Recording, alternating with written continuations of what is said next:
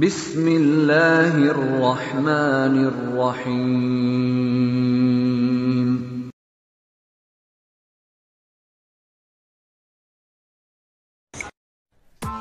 Press the bell icon on the YouTube app and never miss another update.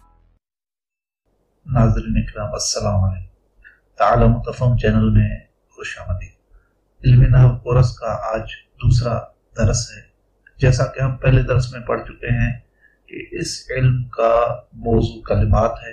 آج ہم کلمات کے بارے میں گفتگو کریں گے.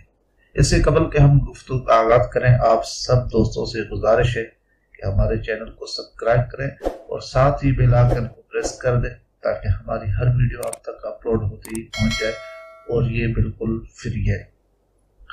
تو دوستو، کوئی بھی زبان ہو، جب ہم کسی سے بات کرتے ہیں، کچھ پوچھتے ہیں یا سمجھانے کے لیے وغیرہ وغیرہ، تو وہ گفتگو جملوں پر مشتمل ہوتی ہے. مثال کے طور پر آپ جب کسی سے ملتے ہیں اور اس کے احوال پوچھتے ہیں تو آپ کہتے ہیں آپ کی کیا حال ہے، اور اس کا جواب بھی جملے پر مشتمل ہوتا ہے.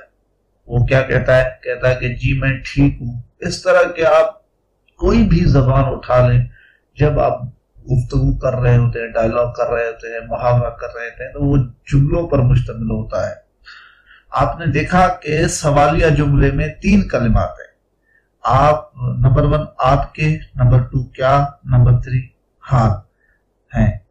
یعنی جو آپ نے بات کہی ہے، جو جملہ آپ نے کہا ہے، وہ 3 کلمات کے اوپر مشتمل ہے، اور اس کا جواب بھی اسی طرح ہے.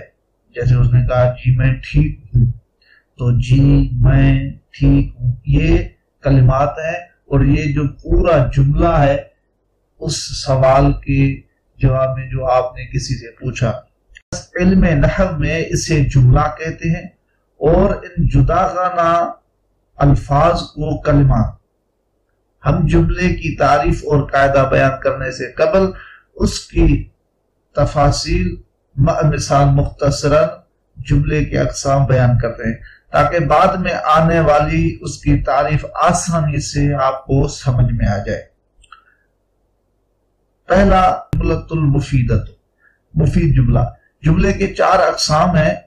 پہلا جملہ اسمیہ، 2 جملہ فعلیہ، 3 ایسا جملہ جس کے لیے محل اعراب ہو، 4 ایسا جملہ جس کے لیے کوئی محل اعراب نہیں. کی تعریفات اور وضاحت بعد میں آئے گی، فی الحال آپ ان کے نام نوٹ کر کے یاد کر لیں. اب ہم چند مثالیں بیان کرتے ہیں جملے مفیدہ کے لیے، اور ان میں غور کریں. نمبر 1 البستان جمیل، باغ خوبصورت ہے. شم علی وردتن، علی نے گلاب یا پھول سونگا. یعیش السمک فی الماء، مچھلی پانی میں رہتی ہے. یکثر النخیل فی مصر، کھجوروں کے درخت مصر میں بہت زیادہ ہیں. اب آپ پہلے مثال کو لیں.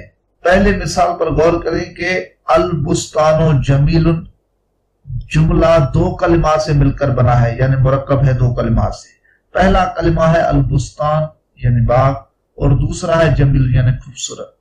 اب جب ایک کلمہ کو کسی سے کہیں گے تو سوائے اس کلمہ مفرد کے معنی کے علاوہ کچھ اور سمجھ میں نہیں آئے گا.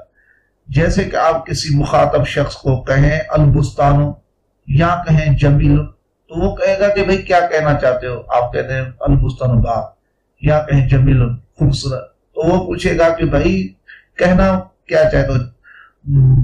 جملہ جب تک آپ مکمل نہیں کریں گے تب تک اسے سمجھ نہیں آئے گا کہ آپ اسے کیا سمجھانا چاہتے ہیں. بس بات سمجھانے کے لیے لازمی ہے کہ آپ پورا جملہ کہیں البستان جمیل یعنی باغ خوبصورت ہے. اسی طرح دیگر مثالوں پر بھی آپ تطبیق اور غور کریں. اسے کہتے ہیں جملہ مفیدہ، یعنی ایسا جملہ جو کامل فائدہ دے اور تام ہو، ناقص نہ ہو، جس پر سامع کا سکوت درست ہو، یعنی جو سننے والا ہو وہ بات سمجھ لے. اور ان مثال میں سے ہر ایک کلمہ جملے کا جز شمار ہوگا. جیسے البستان و جمیل ہم نے کہا، تو البستان جو کلمہ ہے اور جمیل یہ دونوں اس جملے کے جز شمار ہوں گے. نوٹ، اہم بات نقطہ جو ہے یاد کر لیں. ایک کلمہ کافی نہیں ہوتا بات کو سمجھانے میں، بس ضروری ہے کہ دو یا دو سے زائد کلمات ہوں جو سننے والے کو مکمل فائدہ دیں۔ یعنی دوسرے الفاظ میں یہ کہا جائے گا کہ جملہ ایک کلمہ سے نہیں بن سکتا، جملہ دو کلمات یا دو سے زائد سے بنتا ہے۔ اب یہاں پر ایک چھوٹا سا اشکال ہے، اگر کوئی سوال یا اعتراض کر سکتا ہے کہ آپ نے کہا کہ ایک کلمہ کافی نہیں بات کو سمجھانے میں، تو یہ کچھ کلمات ہیں جو مفرد ہیں، اور جیسے کم کھڑا ہو، اجلس بیٹھ، تکلم بات کر وغیرہ، یہ تو بات کرنے میں اور سامع کو سمجھانے میں کافی ہے، جبکہ یہ ایک ہی کلمات ہیں اور آپ نے دو یا اس سے زیادہ کہا تھا۔ اس اعتراض کا جواب یہ ہے کہ حقیقت میں یہ ایک کلمہ نہیں ہے، بلکہ یہ جملہ دو کلمات سے بنا ہوا ہے۔ پہلا کلمہ قم یعنی کھڑے ہو، جسے وہ زبان سے ادا کر رہا ہے، اور دوسرا وہ کلمہ جو زبان سے ادا نہیں کر رہا اگرچہ وہ اس بولنے والے کے ذہن میں ہوتا ہے، وہ ہے انت یعنی تم، جس کو سننے والا کلام سے ہی سمجھ جاتا ہے کہ وہ مجھے مخاطب ہے اور کہہ رہا ہے۔ اصل میں ہے کم انت یعنی تم کھڑا ہو، یا انت کم تم کھڑا ہو۔ اب چونکہ اتنی وضاحت ہو چکی تو اب جملہ مفیدہ کے قاعدہ کلیہ اور تعریف بیان کرتے ہیں۔ نمبر 1، وہ ترکیب جو فائدہ تام دے اسے جملہ مفید کہتے ہیں اور اسے کلام بھی کہتے ہیں۔